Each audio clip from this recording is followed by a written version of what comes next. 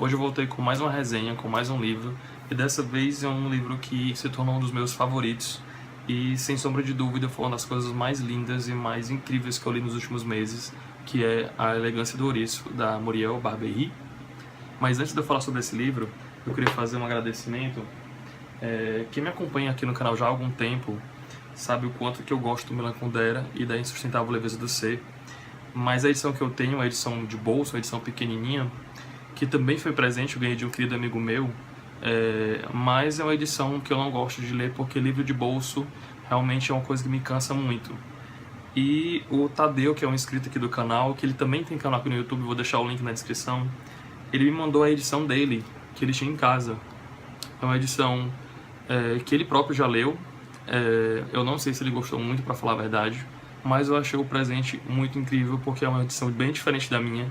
Ele me mandou inclusive com um bilhete, uma espécie de dedicatória fora, que eu achei super fofinho também, com mais 2 marca-textos. Esse aqui é o Tadeu. Eu adorei o presente, Tadeu, obrigado, gostei muito mesmo. Vou guardar junto com o meu outro, com muito prazer. Obrigado. Bom, então agora vamos voltar para A Elegância do Ouriço, né? Ele foi escrito pela Muriel Barbery. A Barbery, olhem só o nível da confusão.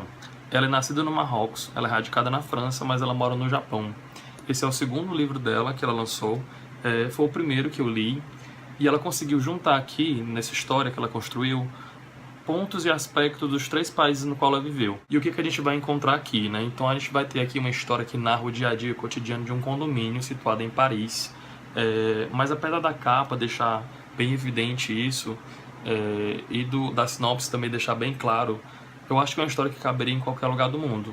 Eu pensava, antes de ler o livro, que ia ter uma influência muito grande de Paris na história, mas eu vi que não. Dentro desse condomínio, que é muito luxuoso, a gente vai encontrar uma concierge, que na verdade seria uma espécie de zeladora ou porteira, que é a personagem da Renée. Ela seria a principal narradora da história, mas além dela a gente tem uma segunda narradora. A Renée, que é a nossa protagonista, né, a narradora principal, quem tem mais voz dentro do livro, ela é uma pessoa que teve uma criação muito simples. Ela não teve uma educação formal muito elaborada, em termos de conhecimento, e tudo que ela sabe e conhece, ela aprendeu por conta própria, então ela seria uma autodidata. E ela é uma pessoa que tem um conhecimento muito vasto, né? Uma sabedoria muito ampla, ela é uma pessoa culta, refinada, ela aprecia as artes, música clássica, literatura, ela tem um certo conhecimento de filosofia, psicologia e por aí vai. Mas o que é que acontece com a Renée, né? Ela tem muito medo, muito receio de deixar que as outras pessoas do prédio descubram que ela é assim, porque ela acredita ser um completo absurdo, ela, como uma simples concierge, que é ser uma pessoa tão culta ou até mesmo mais do que os próprios moradores daquele prédio. Então ela esconde isso de todo mundo, né? Ela fala errado propositalmente, ela finge não perceber certas ironias ou certos termos que as pessoas usam na presença dela,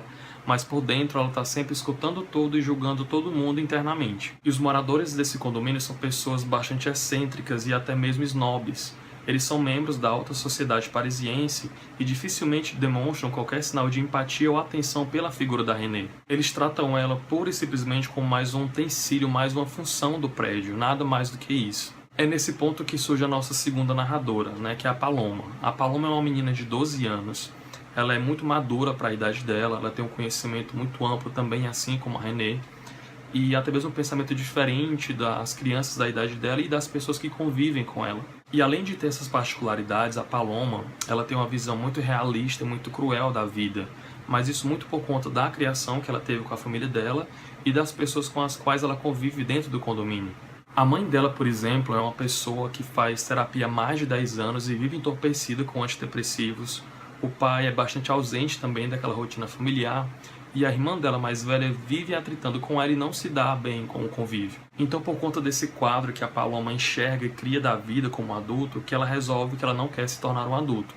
Ela acha que não vale a pena crescer e viver no mundo e se tornar mais um membro daquele meio muito superficial e muito complexo que é a vida de um adulto. Então ela resolve que no dia do aniversário dela de 13 anos, ela vai incendiar o apartamento e vai cometer suicídio. Então nós vamos ter essas 2 narradoras, né, a Paloma e a Renée, contando o dia a dia do condomínio e das pessoas que ali vivem e ao mesmo tempo falando um pouco de si próprias. E são nessas narrativas, nesses capítulos intercalados, que a gente vai entender o porquê da Renée resolver se resguardar e não contar a verdade sobre ela para os outros condôminos, E no caso da Paloma, que a gente vai compreender o porquê dela ter tomado essa decisão tão drástica e tão cedo na vida dela. Mas eis que num determinado dia essas duas personagens se encontram e se reconhecem. E elas não só se reconhecem, como se aproximam, porque essas similaridades entre elas acabam unindo e fortalecendo os vínculos e os laços entre uma e outra.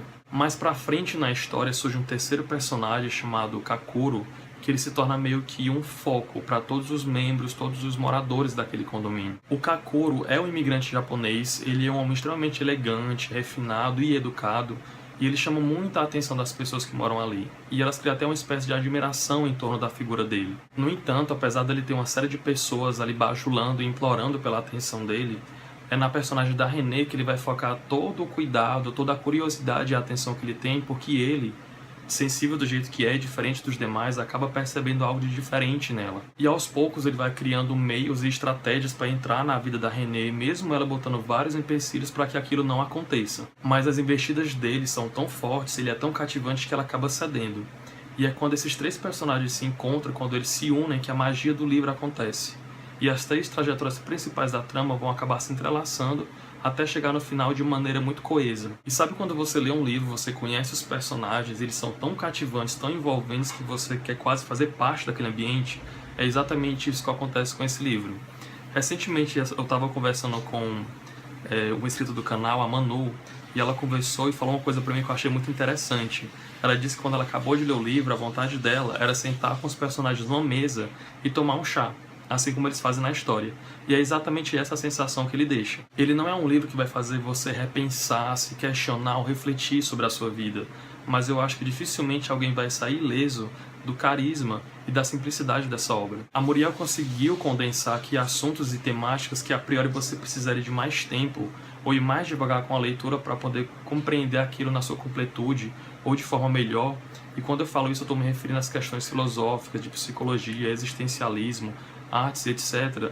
Mas ela faz de uma forma tão simples e didática que você acaba captando aquilo no primeiro momento e consegue fazer uma exata articulação com a história toda. É uma história muito bem conduzida, muito bem costurada, brilhantemente escrita pela sua simplicidade, que vai te deixar saudosista dessas pessoas. Eu fiquei bem surpreso com o final da história, né? Eu fiquei até um pouco chateado com o que aconteceu, mas depois no dia seguinte que eu terminei de ler, eu fiquei repensando um pouco sobre ela e eu acho que sim, não teria uma outra forma melhor de concluir aquela história, aquelas três temáticas, senão daquele jeito que a Muriel fez. Então